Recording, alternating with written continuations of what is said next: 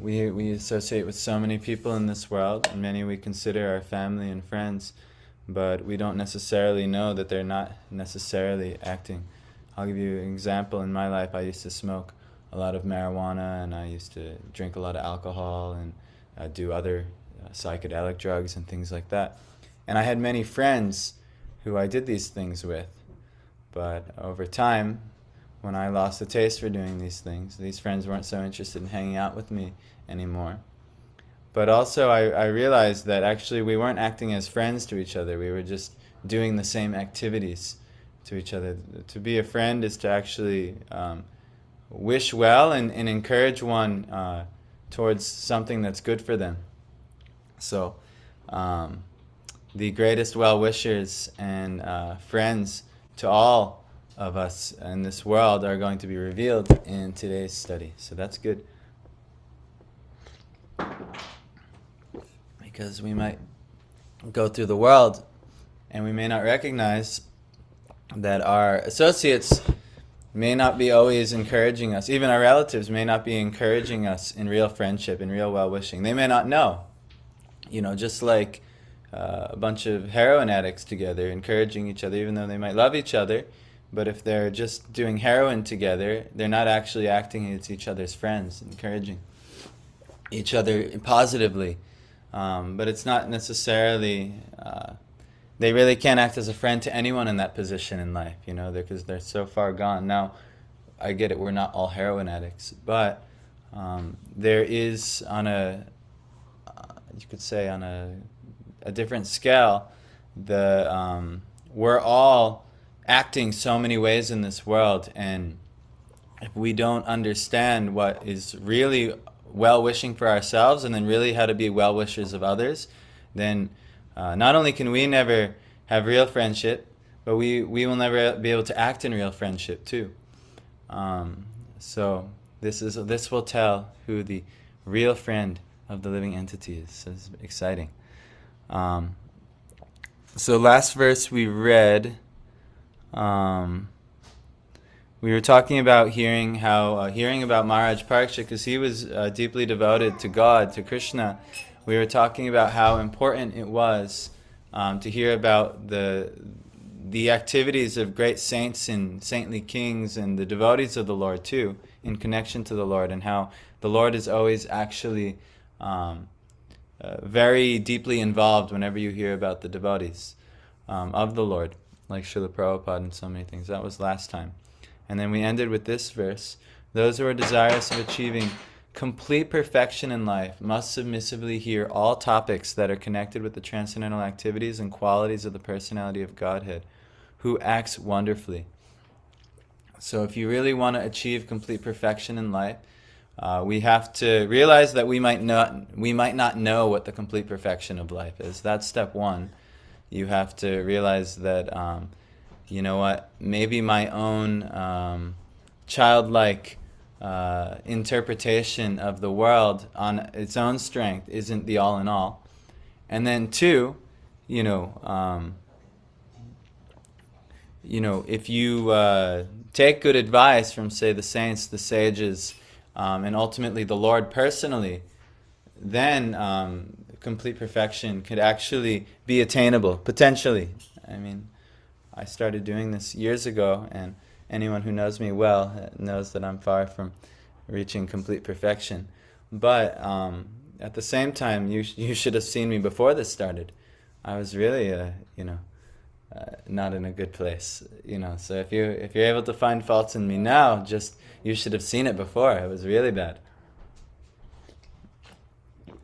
So that was, yeah. But anyhow, this process works nicely. And so we'll, before we begin today's reading, we'll say some prayers and we'll glorify the Gurus. Sampad is coming? This is... Yes, Mom. Yes? 90% sure. 90% sure? Should we knock? Who? Should we knock? I will not myself. Yeah. Go knock while we chant these prayers. Om Jnana. Oh, you know what? Madhav, you wanna... Let's share these things. Okay.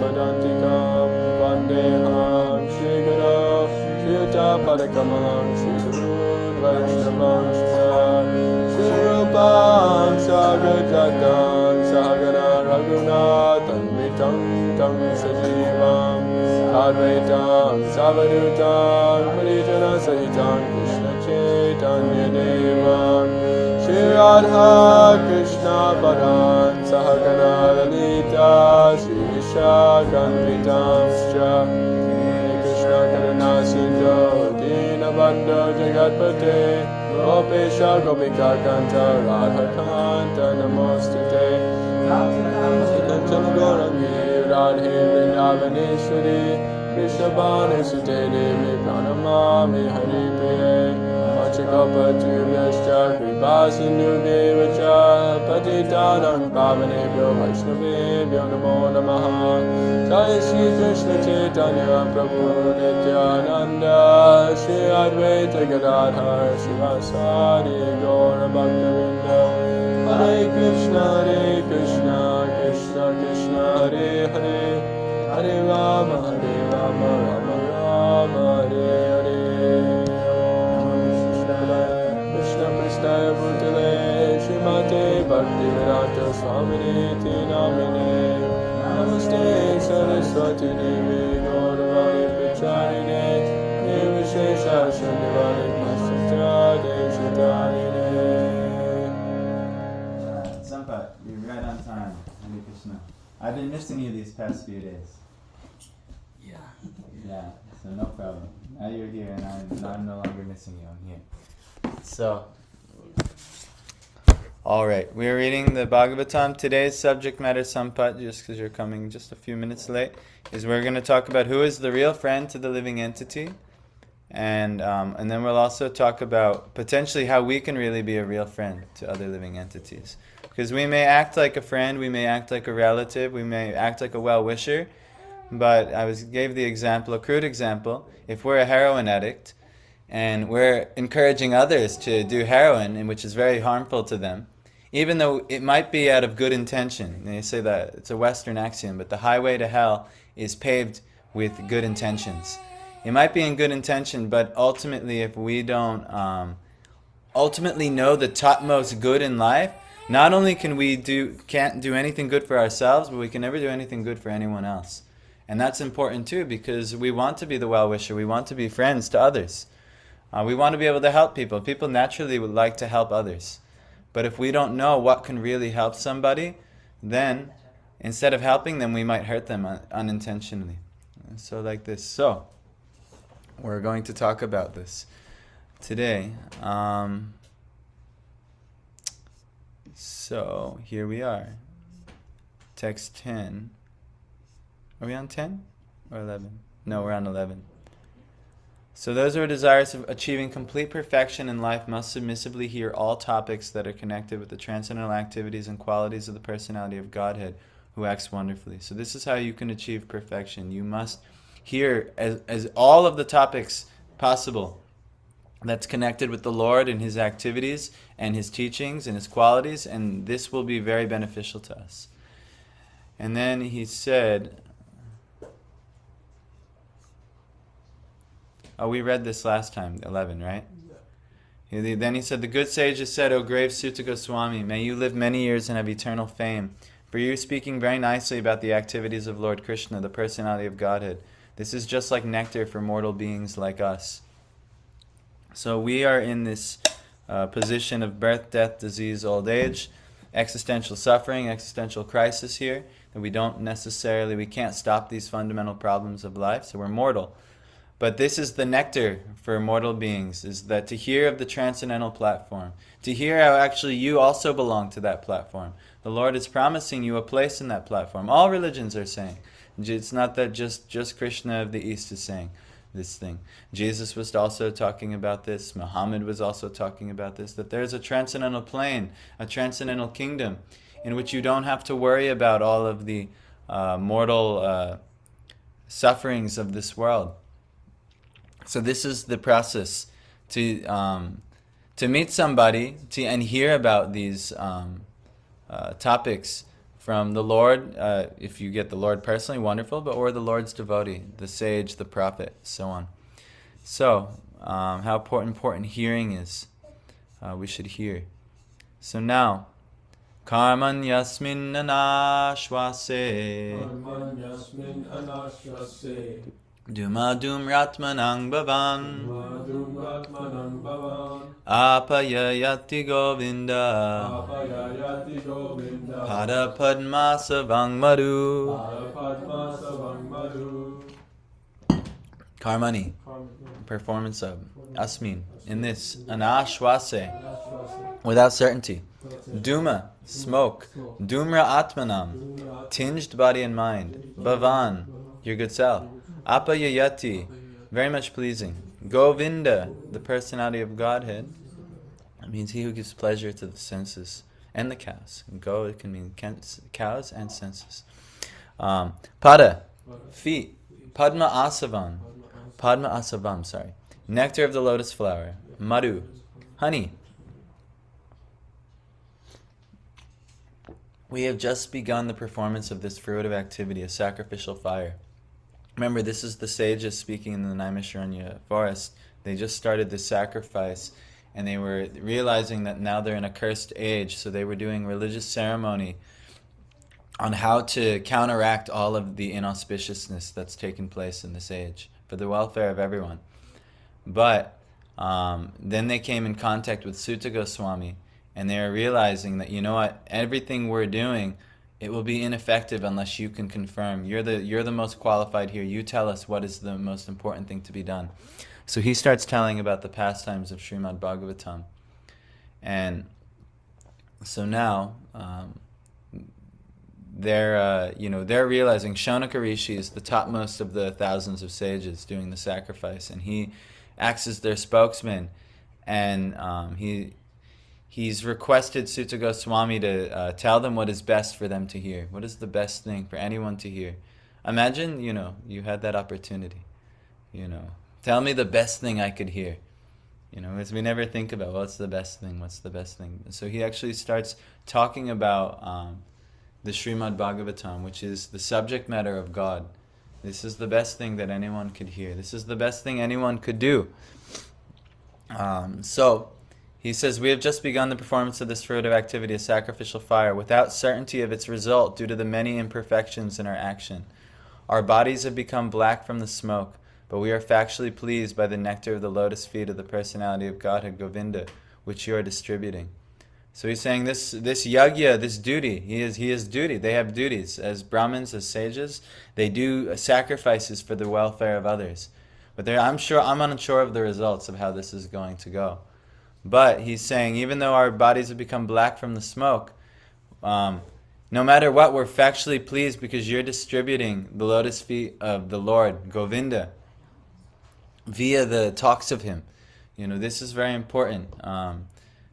The Lord and his name are non-different. The Lord and his form, even the deity form, is non-different. And the Lord and his qualities, charitati it's called, pastimes and qualities, are non-different. So when we hear of the Lord, actually we'll get to associate with the Lord. It's very, very powerful. So actually we need to take time to do this. I mean, if you have some faith in God, the more you hear about God and you more that you hear about God's conclusions and the what he wants from us and how we're connected to him, then naturally we can know what to do. We can actually take good advice from real friends, and then we can act as a real friend to others. Instead we may encourage them. I know it's a crude example, but like the heroin addict, who they're in their ignorance, they think that heroin is a good activity being done. And they might encourage their friends to do heroin. And, but you have to keep the heroin addict away from your children. You have to keep the heroin addict away from, practically everyone in society, because they're dangerous. Even though they're not maybe bad intentioned, but they don't have, because of their ignorance, they, instead of acting as a friend, they can only act as an enemy, even though they're not meaning to. So similarly, if we don't learn what is really worth hearing, what is really worth understanding, what is really worth doing in life, then instead of acting as a real friend to others, we'll act as their enemy inadvertently. We won't mean to, but we won't know any better. So, Prabhupada says the sacrificial fire kindled by the sages of Naimisharanya was certainly full of smoke and doubts because of so many flaws. The first flaw is that there is an acute scarcity of expert Brahmins able to carry out such performances successfully in this age of Kali. In previous ages, that Brahmins actually had almost mystical, what would be considered magical power. But now in this age of Kali, Brahmins, you can, especially in Indians, you can go talk to your Brahmin friends, and you see they're not much different than you. You know, they might know a few mantras and things like that, but they might not have so much superior ability. But it didn't used to be like that. Brahmins actually had, they were quite empowered. But in Kali Yuga, they lost this power actually due to the degradation of the age. So, any discrepancy in such sacrifices spoils the whole show. That's actually, and the result is uncertain, like agricultural enterprises. The good result of tilling the paddy field depends on providential rain, and therefore the result is uncertain. So any work that you do in this world, if there's any fault in it, you don't get the result.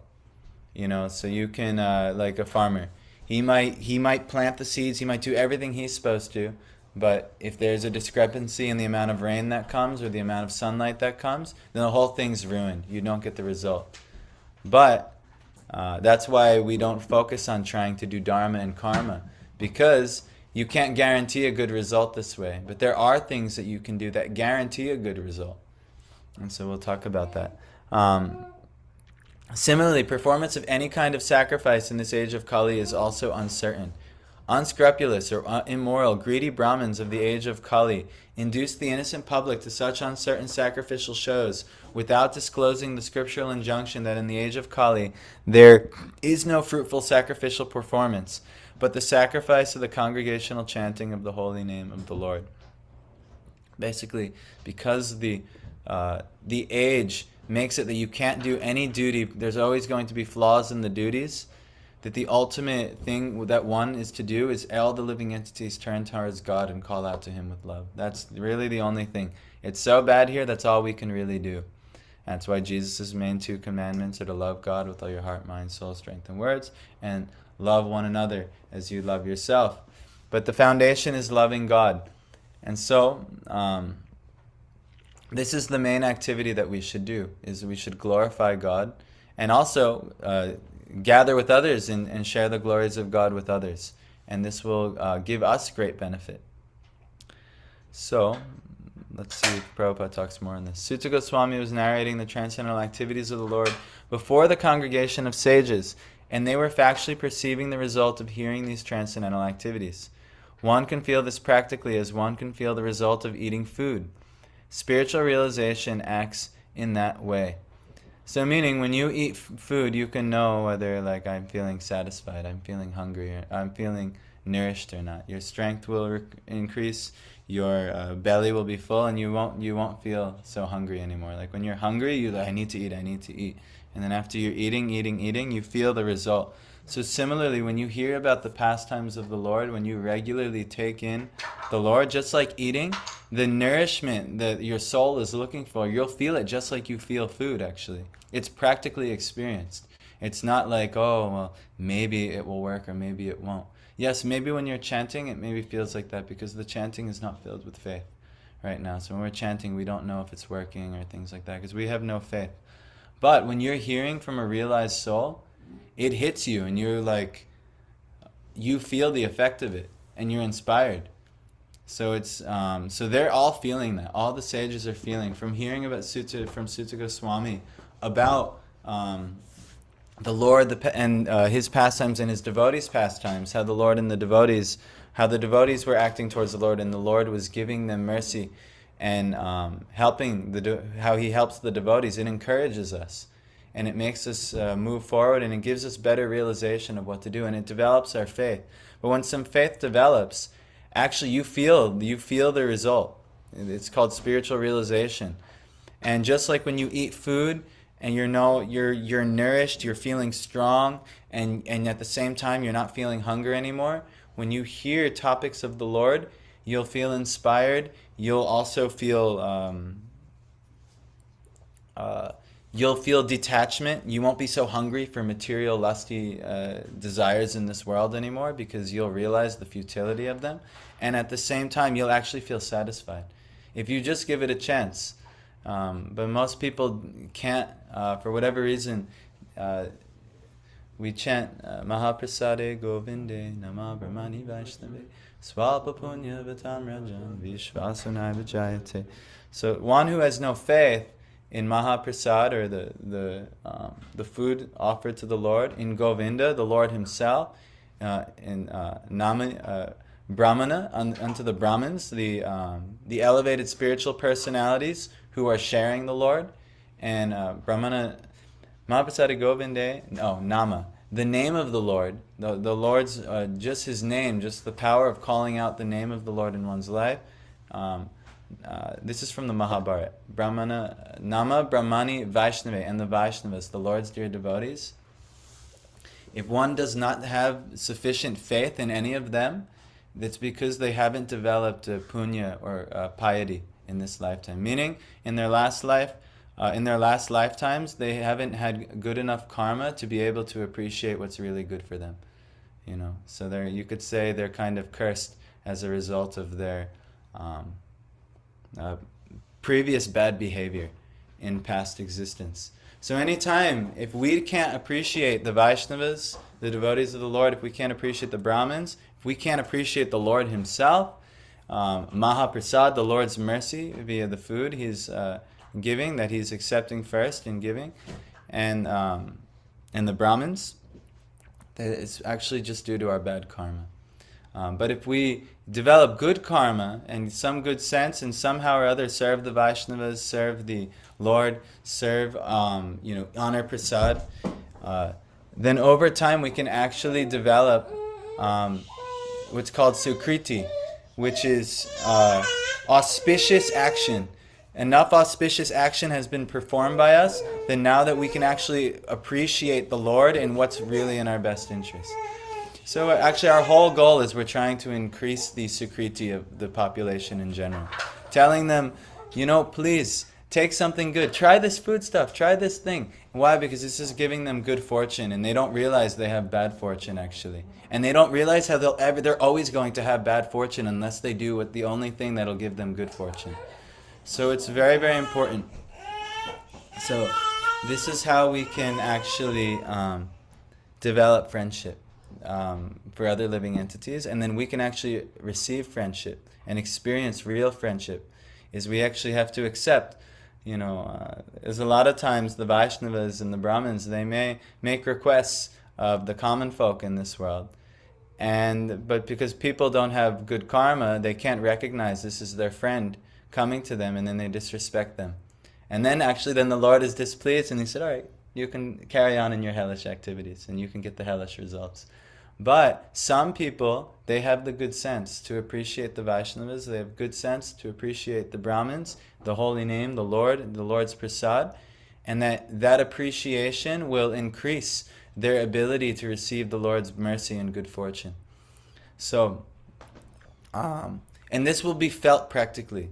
This isn't like hocus pocus. Try it, you'll see it. Just like when you eat, you feel nourished and you're not hungry anymore. When you take in spiritual realization, you regularly come and hear about the Lord, it will have a practical effect. You won't be able to go back. You'll see this. So, obviously you guys, some taste has come for, Parth and Madhav, you and my wife, and you myself. But some part this is now just saying maybe not. I'm trying to feel it out. But I'm just telling you, you have faith in Bhagavad Gita, though, right? You have faith in Mahabharata, which Bhagavad Gita is a part of. So that verse is from the Mahabharata, from Bhishma Dev, actually. Bhishma, you know Bhishma Dev? So this is he is saying. So we should develop faith in these things. Bhishma is our real friend. Whereas, maybe Professor so-and-so at the university, he may not know how to be our real friend as of right now. So we should, not saying, you have to do your practical duties, you have to do your job, your work, your service in the world, you don't just stop.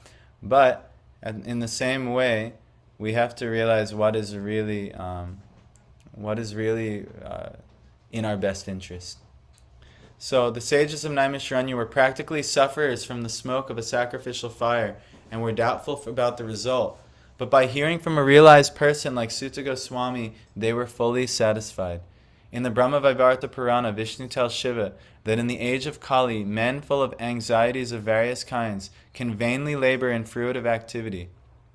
You know what fruitive activity is? What do you think?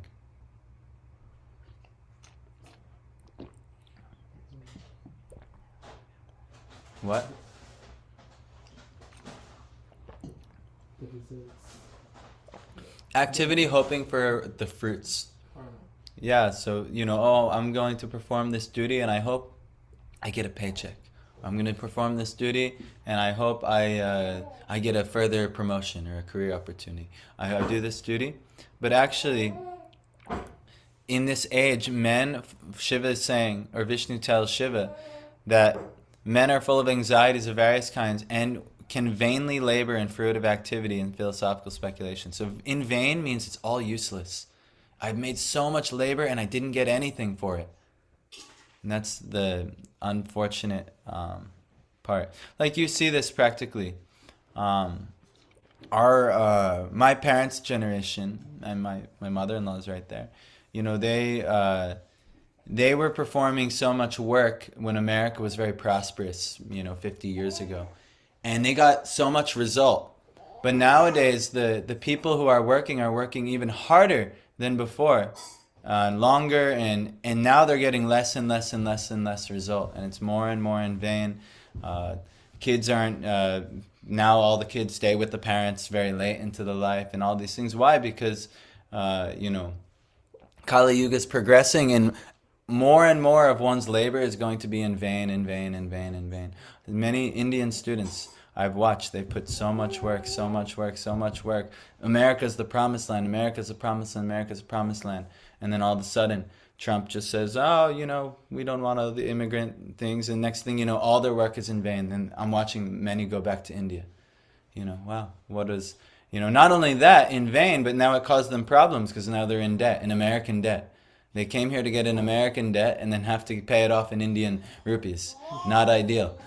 So, this is actually, this is a symptom of Kali Yuga because people don't know what actually is worth working for. This happens all the time, where there's financial crises. People are working hard. They invest into something. I mean, I'm just experienced earlier this year. I invested in something I thought would be a good investment, but it was the wrong time to invest. Boom. All in vain. Loss. Big loss. So this thing happens in Kali Yuga.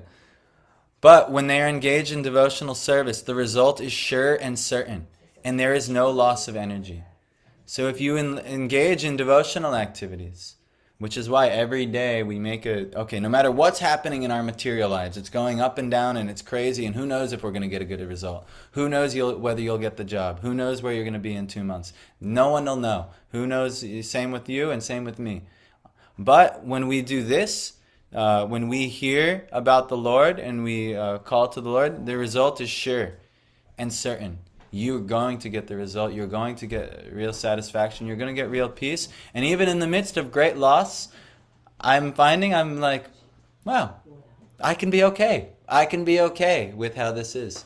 Why? Because this is guarantee. I'm getting into investing in this world, and a lot of the investments there's more sure investments like gold and silver, precious metals. Prabhupada talks about these things, and there's less sure things, industry, artificial intelligence, technology, robotics, cryptocurrencies, all these things, not as sure, but there's also some reward there, but this is 100% sure. And even gold and silver is not so sure. Even now they move the markets like crazy. So, but this is sure, meaning you practice devotional service, you're going to get good results. You're going to get, the real blessings of life. This is a guarantee.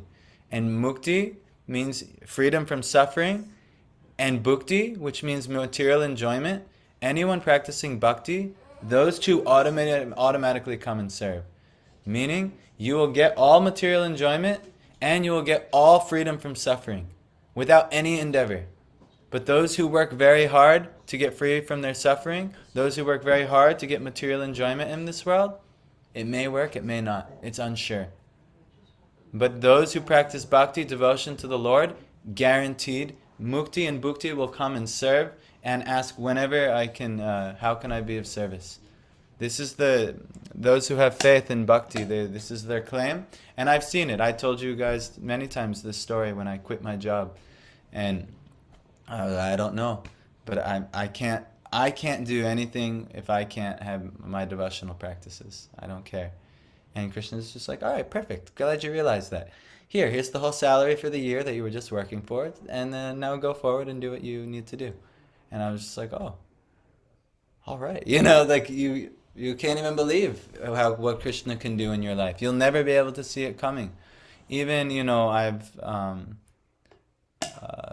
just the other day, yesterday, for Ekadashi, it's recommended to do some donation.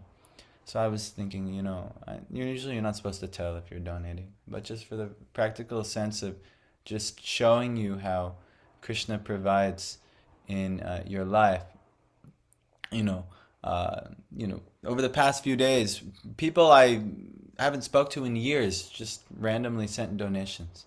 So I figured, you know what, I should donate to a personality who's really inspiring me in my spiritual life. And it's recommended at the end of an Ekadashi fast, you should do some donation. It's good for one's spiritual life. So I decided yes. So I sent over a donation. And then just out of nowhere, more donations just come from like random. Like a GoFundMe I made like 3 years ago, 3 years ago, that I told in the GoFundMe, okay, we completed it, we finished, we got what we needed. And still someone is still saying, no, please take more. But you never, but this is an example. You practice, you do the right devotional activities, all those things automatically will come. You'll have enough material prosperity in the form of bhukti, and you'll have all the situations of suffering will be relieved in your life. You don't have to worry about them. You don't have to make any special extra endeavor, to maintain anything material. You just do bhakti, and then all of a sudden, good fortune comes your way. So this is, I've experienced it. No one can take it away from me. Just like, if I'm going around, if you've eaten food and I'm still going around with food, like, Sampah, come on, you have to eat more. You're not full yet. And you're like, no, I'm definitely full. I know when I'm full. So same thing, when you have practically experienced the spiritual blessings of the Lord, no one can tell you anything. Even though someone says, no, you're not getting the good result. No, you're not getting the good result, but I'm satisfied. I'm full. I don't need to, people would tell me, you have to get a job. You'll never get a wife like this. You'll never get a house. You'll never get all these things. And I was like, no, somehow or other wife came, somehow or other house came, somehow or other there's potential another house that is in the picture. But doing bhakti, practically not full. I wish I could do more bhakti actually. But all those things come to serve one who practices bhakti. So they're doing this, even though they're doing their sacrifice, and now they're pausing their sacrifice, and now they're just hearing about the Lord. They're feeling nourished, and even though we came here uncertain of the result, we feel this feels like nectar for mortal beings like us. So this can happen for you too, no matter what uncertainty you have in your career, your job, or your relationship, or this, that, and the other. You just do these activities and you can be sure and certain, and it'll feel like nectar. So this is very important. Now, let's do at least one more verse. Very important verse. This is a great verse. Tulayama lavenapi Naswargang na punarbhavam Svargam na punarbhava. Bhagavat Sangi Sangasya Bhagavat Sangi Sangasya. Martyanang Kim Utashishaha Jnanam kim utashisha. Tulayama, to be balanced with. Lavena, by a moment. Api, even. Na, never. Swargam, heavenly planets. Na, nor. Apuna Bhavam, liberation from matter. Bhagavat Sangi, devotee of the Lord. Sangasya, of the association. Martyanam, those who are meant for death. Kim, what is there? Uta, to speak of. Ashishaha, worldly benediction. The value of a moment's association with the devotee of the Lord cannot be compared to the attainment of heavenly planets or liberation from matter. And what to speak of worldly benedictions in the form of material prosperity, which are for those who are meant for death. So this is an incredible sum and substance verse of the Bhagavatam here. That we can't even realize how much more valuable just a moment's association with the devotee is. Now, I'm used to association of devotees now. But especially advanced devotees. I'm practically experienced. I was meeting with some advanced devotees earlier this year, but I didn't really know how advanced they were until I started listening to their lectures. And then I realized, oh my God, I completely wasted so much time when they were here. They were right here with me, and I couldn't even realize how valuable it was. And now after, hearing from them more, I'm like, oh my God, I could have taken advantage of this so much more. But I was wasting. I'm like a fool, because why? We have different priorities. Some people are trying to attain heavenly results in this world or the next. Some people are trying to get free from this world and its sufferings altogether. The mukti, yogis are trying to achieve mukti and things. And what to speak of people who are looking for worldly benedictions. They want money, they want fame, they want profit, adoration, distinction, all these things. But it says, which are those who are meant for death. That's all going to die. Everything that you're working for is going to die. You're going to die. Everyone you know and love is going to die. It's all in vain, actually. But the value of a moment's association with the devotee of the Lord cannot even be compared to the attainment of heavenly planets. It's not even close. Even just one moment's association with a devotee of the Lord is giving that much more perfection. So this is the Bhagavatam. So Prabhupada is saying, that's why Bhishmadev in Mahabharata, he's saying, Mahaprasade Govinde, Nama Brahmani Vaishnavi. How important these things are. And if you haven't learned to appreciate them, it's actually just due to bad karma. You haven't developed piety in this lifetime. You're still recovering from your many sinful activities and your sinful ways. And you're considered unfortunate. But if we can learn to appreciate these things, the Lord's prasad, Him, the Lord Himself, Govinda, the holy name, the Brahmins and the Vaishnavas, and we can learn to value them more than any amount of wealth, more than any amount of other things in this world, then we can have all the blessings of the Lord. And then good fortune is really upon us. We've developed the best type of karma, or the sukriti. So, Prabhupada is saying, when there are some similar points, it is possible to compare one thing to another. One cannot compare the association of a pure devotee to anything material. Men who are addicted to material happiness aspire to reach the heavenly planets like the moon, Venus, Indraloka, and those who are advanced in material philosophical speculations aspire after liberation from all material bondage. When one becomes frustrated with all kinds of material advancement, one desires the opposite type of liberation, which is called apunar bhava, or no rebirth. As there are many people who are very frustrated with all their acting in the material world, and they just want to renounce. These are like ascetics and things like that. They just want to renounce. I don't want any attachment to any of these things. They cause so much pain. I'm better off without them. But even that is incomplete. When one becomes frustrated with all kinds of material advancement, one desires the opposite type of liberation, which is called apunar bhav, or no rebirth. But the pure devotees of the Lord do not aspire after the happiness obtained in the heavenly kingdom, nor do they aspire after liberation from material bondage. In other words, for the pure devotees of the Lord, the material pleasures obtainable in the heavenly planets are like phantasmagoria. Phantasmagoria is like illusory things that pop up and disappear. Like an illusory light show or something like that. Like, oh, look, and they can make like AI. I was seeing a thing where they had it look so real that a whale was like jumping in this like school auditorium and like splashing into the floor, and it like looked like so real. But that's actually what the wise, the devotees, and the sages, that's what they see all material pleasure as. That's what they see a beautiful wife as. That's what they see a good career opportunity as.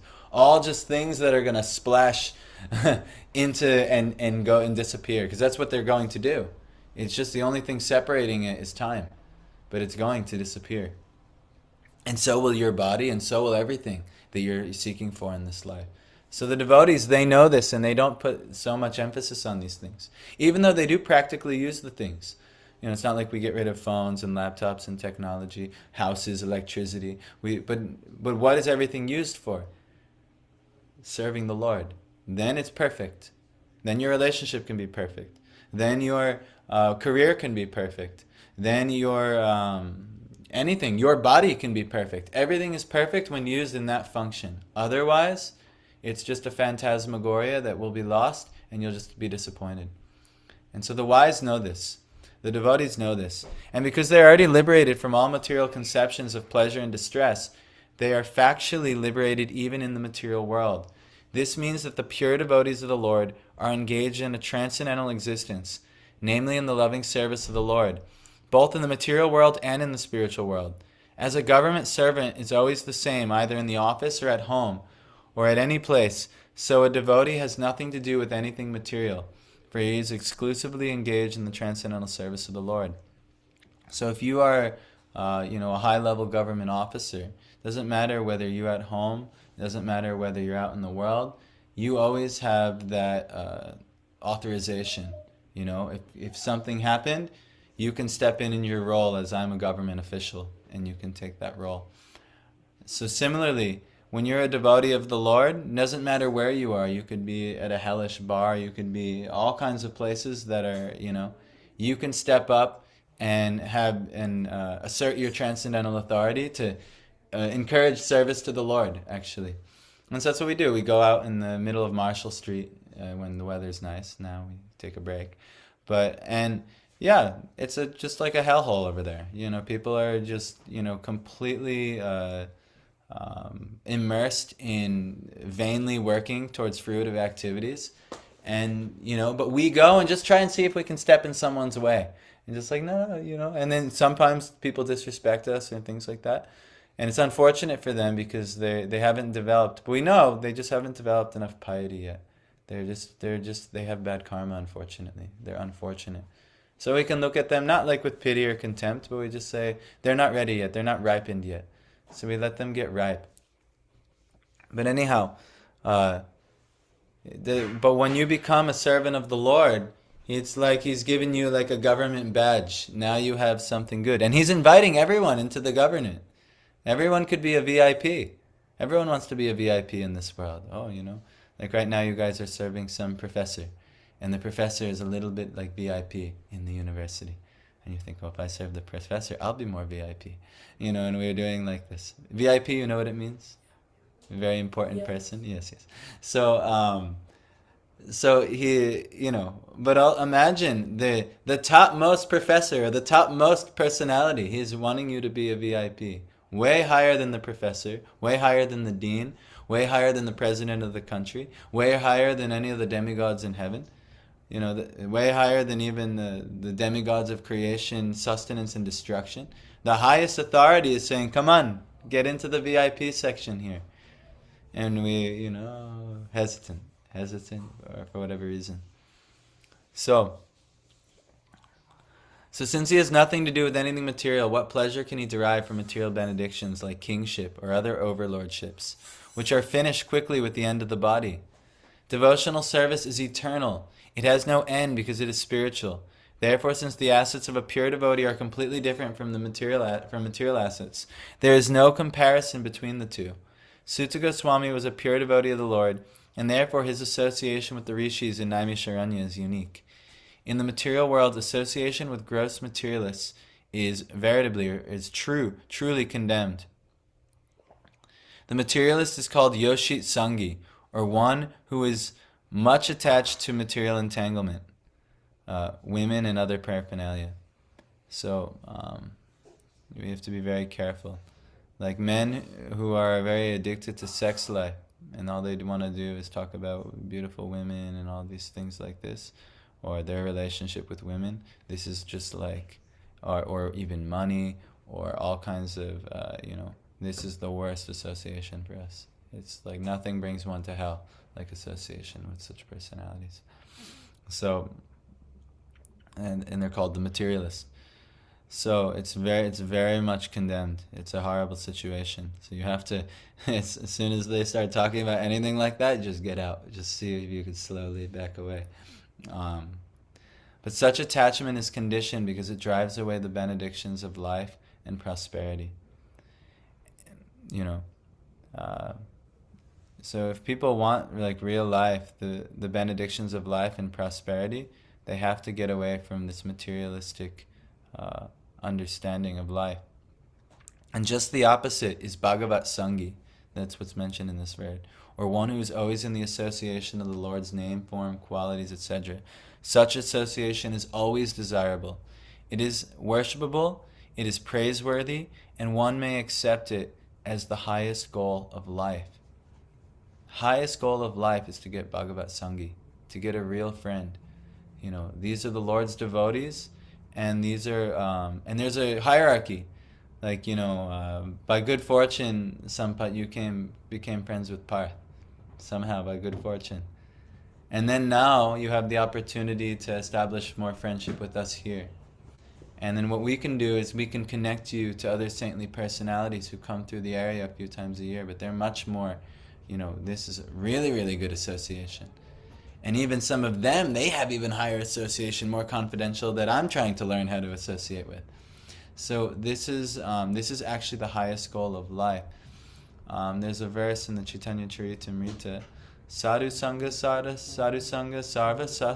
Sarva Shastra Koi, Lava Matra Sadhu Sangha Sarva Siddhi Hoy.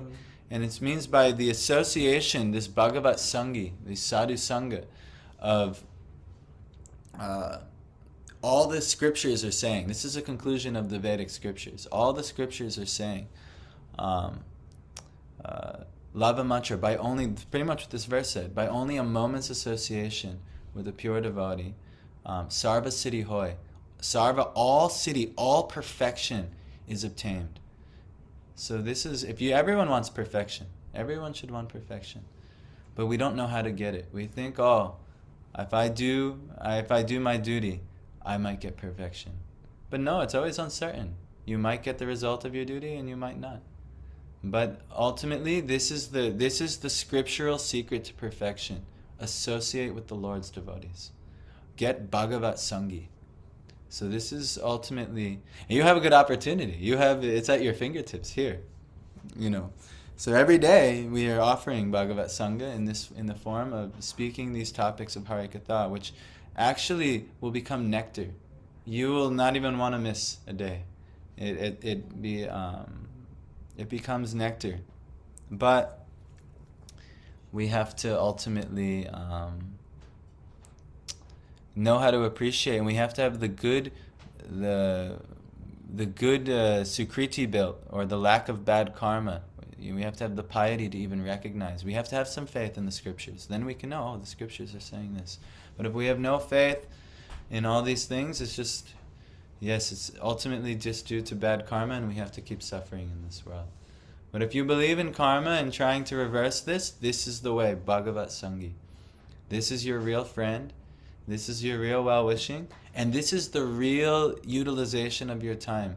We understand everyone has duties. I have many duties I have to do today. But if you don't take time for this, it's all a waste. Everything, it's in vain. People work so hard, then they don't get the result. Look at all these, these Indian students going back. Now, instead of the result they were hoping, they have a worse result. Oh, now I have American debt. And Indian rupees have to pay it. That's like the worst result, But this is the nature of the material world. You make some investment, you're hoping for a high result. Boom! A huge loss. What the heck is that? But this is the material world. It works that way. But this is sure. You get Bhagavat Sangha, it's always beneficial, and you speak or hear or come in contact with the Lord's pastimes. It's a sure thing, 100% success. There's no loss ever, no loss. You take some time, and in performing devotional service in the form of hearing about the Lord, or reading about the Lord, and sharing the Lord with others, or remembering the Lord in some way, only good. There's nothing, and no one can ever take it away from you. And no one can ever take it away. So, anyway, that's our class. Grantharaj Srimad Bhagavatam Ki. Jai. So, I hope you all get the opportunity to have real friendship in your life.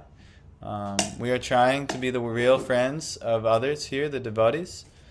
Hopefully, please take our extension of real friendship. That's our hope. And and also, this we have a really amazing opportunity. We have the Lord's prasad that we're all eating here. We have the Lord's holy name that's always being chanted here. We have the Lord himself in the form of his pastimes and teachings and everything here. And then we have the Brahmins and the Vaishnavas also here and coming here. We'll come and visit. So take opportunity. If good enough karma has been built, then realize the opportunity that you have. So, Hare Krishna. Thank you. I hope you enjoyed it again, Sampath. I'm still expecting you 3 times a week. So, and I'll keep pushing, and I'll bring my friends